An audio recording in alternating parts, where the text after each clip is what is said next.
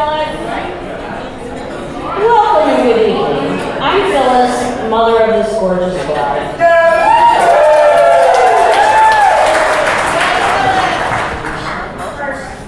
First, thank you all for coming from near and far to celebrate this joyous occasion. We're truly grateful and appreciative. Thank you to everyone in the wedding party for all that you have done to support Sarah and Brian, not only today, but for everything leading up until now. Every parent has hopes and dreams for their child. Hopes for concrete needs like good health. Dreams for more intangibles like happiness. But the most important hopes and dreams that a parent wishes are realized are the ones that your child has. Those are the ones that, when fulfilled, make your heart burst with joy, or when crushed, makes your heart ache. Sarah, as my son Steve has mentioned during the ceremony, likes to make plans. She likes to make lists, and she always has, probably before she can even write. Sarah's always set a high bar for herself, and because of her drive, wholehearted dedication, and determination, she's achieved so much of what she set out to do. From her educational accolades to her leadership roles throughout public school, college, grad school, and into her career, Sarah has achieved so much. She's traveled and seen more of the world than Mike and I even have. A lot. However, plans and lists aren't hopes and dreams. And while Sarah could check off many items on her lists, and her plans could be meticulously executed, her hopes and dreams were not realized until Brian came into her life. Sarah had met her love, her life partner, the yin to her yang. Her dream had come true, and my heart burst with joy. Sarah and Brian, the love and adoration you have for one another is so crystal clear, not just today, but every day. 6 years ago, a little spark ignited and has continued to grow brighter and brighter. Today, it's as if your love has exploded into fireworks. It seems like this might be the perfect place to give the married couple, the new husband and wife,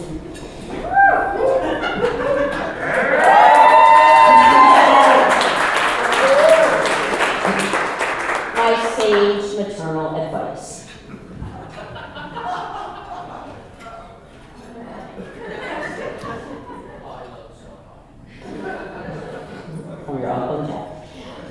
Many people might say here, don't go to bed angry, or don't sweat the small stuff. Well, truthfully, those are great ideas. But my advice is not what you shouldn't do, but what you should keep doing. So what I will say is, keep putting one foot in front of the other, take one bite at a time, keep leaning on each other for support, and keep picking one another up if you don't fall down, but not too much. Don't fall down. Keep talking, keep listening, keep hearing, keep honesty, respect, and kindness. And lastly, keep waking up each morning and choosing one another. Brian, this is your official welcome into our family, the official joining of our families. But I already feel we are family. I know you love Sarah. I see it. I trust you. And now, you've known me long enough to know I can get a little corny sometimes. So here's my corny moment, okay? Excuse me, there's props. It's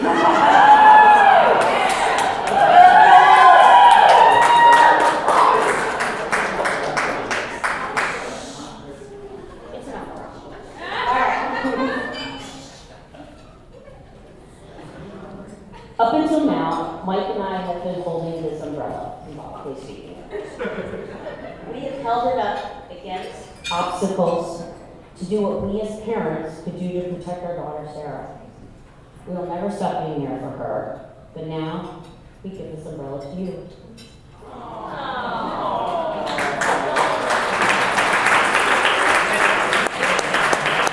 We know in our hearts that you too will use it to protect her as we have, using it to protect not only her body, but her heart. So now, let's all raise our glasses, please, to Sarah and Brian, husband and wife, Mazel tov.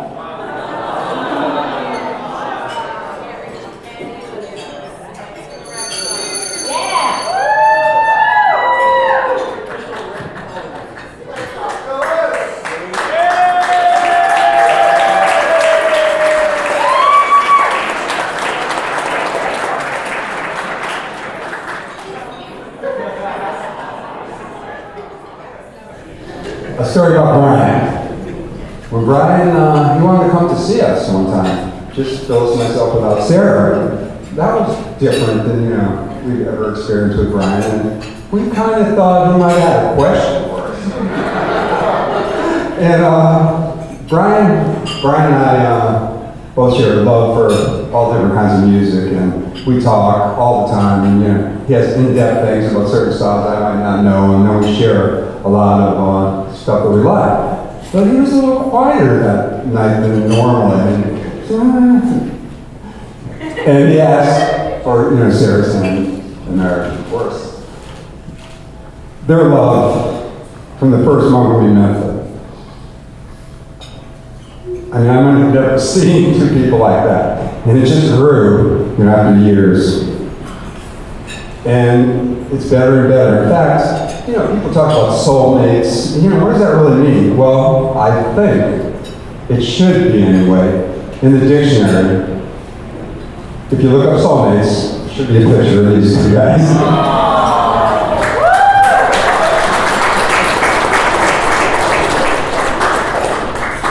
Plus, I'm looking forward to, them grow. Not their love, because I don't know how that can grow anymore than it is. But their lives together. And it's such a pleasure for having, Brian in our family, and we all love their family, and, Sarah. I guess that's a given. But I'd like everybody to raise their glasses and toast the great love and great life Sarah and Brian are going to have. Together.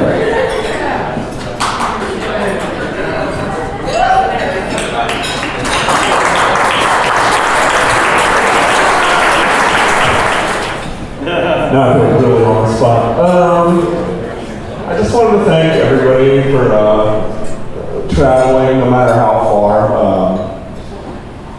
I want to thank Phyllis and Mike for, just having such an amazing daughter. I don't think I've ever imagined anybody like Sarah. And having met her, even the first day, I mean, you're just such an amazing person. And that's because of the amazing, people and family you come from.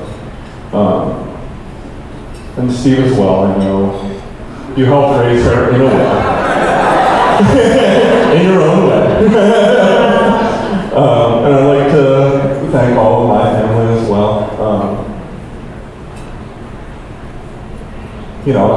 I wouldn't be here without you. I wouldn't have the guidance to find somebody like Sarah without you guys raising me to be who I am. And I thank you for all the insight and wisdom I've gained from watching your marriage as well. You're two of the strongest people. I mean, I'll never know anybody stronger. And knowing that bond has helped me.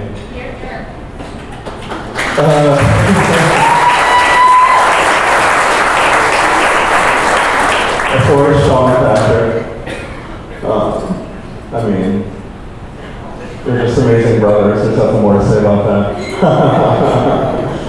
And Elise, it's been great having you in the family. I can't say more than that.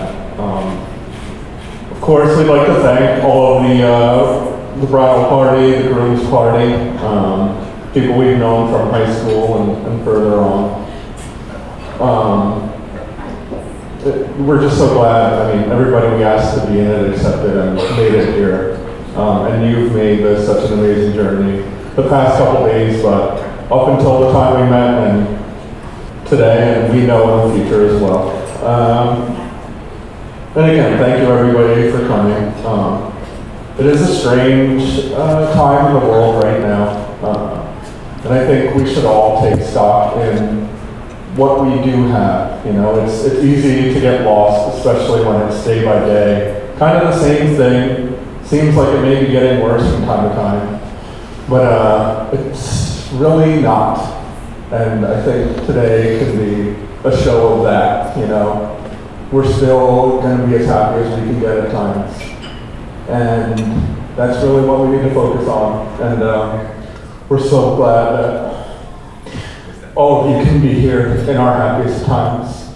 And we hope it helps to share that with all of you. So I guess a toast to all of you for being here and getting together in a time like this to celebrate something maybe a little small but very special to each and every one of us.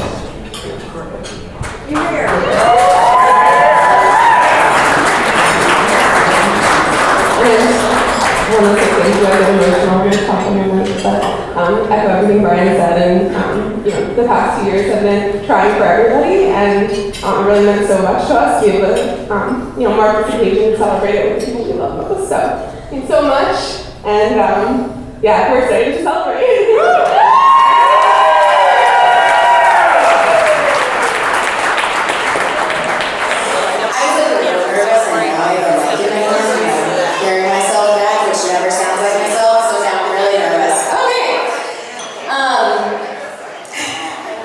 So I jotted down a few things because honestly, we made the realization today or yesterday that we've known each other for longer than half our lives, which is mind-blowing and crazy, but feels honestly like longer.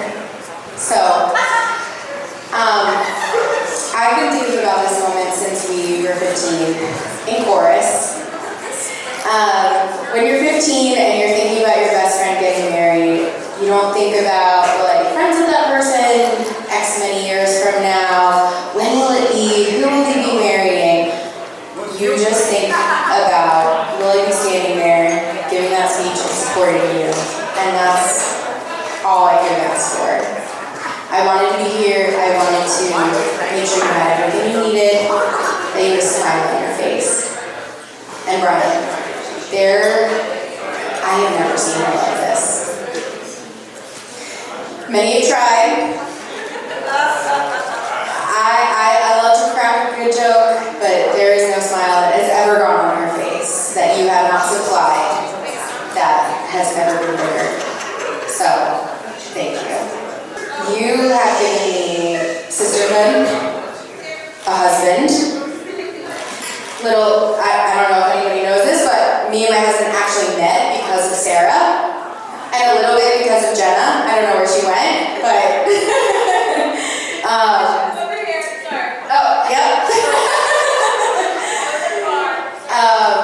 You have supported me through everything. You've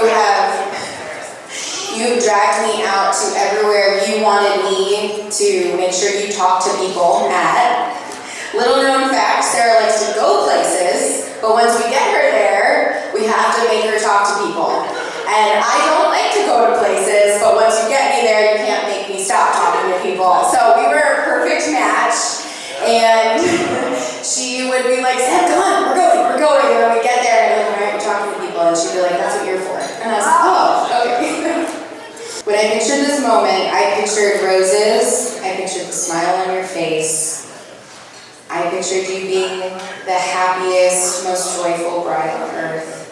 And you are more gorgeous and more happy than I, at 15, blissfully imagining our dreams, could ever picture.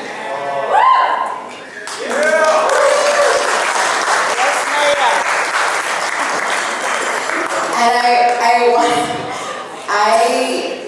recently moved and I was looking for our letter that he wrote to me. I was going on a trip and we were leaving each other for a whole week. Guys, 15-year-olds, best friends, leaving each other for a whole week. We even had a notebook that we would write notes to each other in between periods. This is before text messages. And And she made sure that I had a note for the plane and I was not allowed to open it beforehand. And we even went on a date before I left. We saw Dirty Dancing Havana Nights. And she told me in that letter that she would definitely be buying the DVD and the soundtrack. You told me that you wish that I would have a Mary Kate and Ashley Olsen adventure, but that the trip would only be good if she was there because boys come in pairs. Now we have our pairs. You witnessed my first kiss, which was not with my husband, and she was the encouragement that I needed to get out there, do things, be myself. And there isn't a moment that goes by that I don't think, what would Sarah encourage me to do? How would you hold my hand? How would you carry me through this moment? How would you get me out of the corner? It means the world to me. It really, really does. Because, honestly, I don't know if I would be half the personality I am today without you. At the end of the note of complaining about Stevie's bar mitzvah, and needing a dress for that, and his play, and how she wanted me on the plane, and how all the things that high schoolers and 15-year-olds complain about, you told me, don't be afraid, get out there, be yourself, and enjoy yourself. And I've never forgotten that. And don't be square like a square. Which is a very inside joke which no one laughed at except for Sarah, so I'm okay with that. But I love you deeply, and I am so happy for you, and there's nothing more that brings me joy than seeing you two together. Cheers.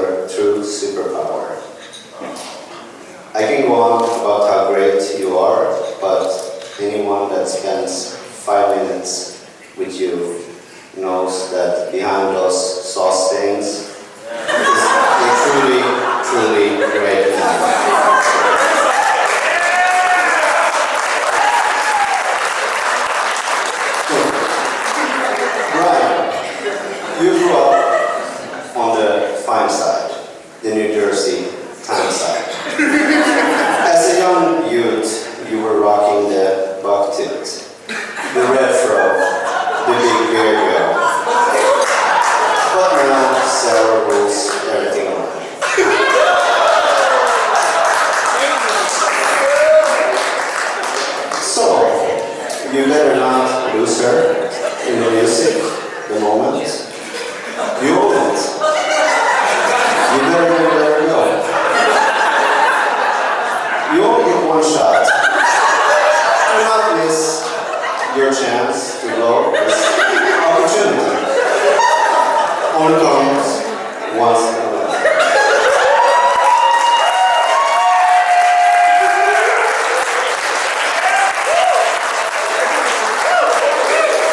Brian. Can't you see? Sometimes your words just sanitize me. And I just love your fashion ways. I guess that's why they broke and you're so big.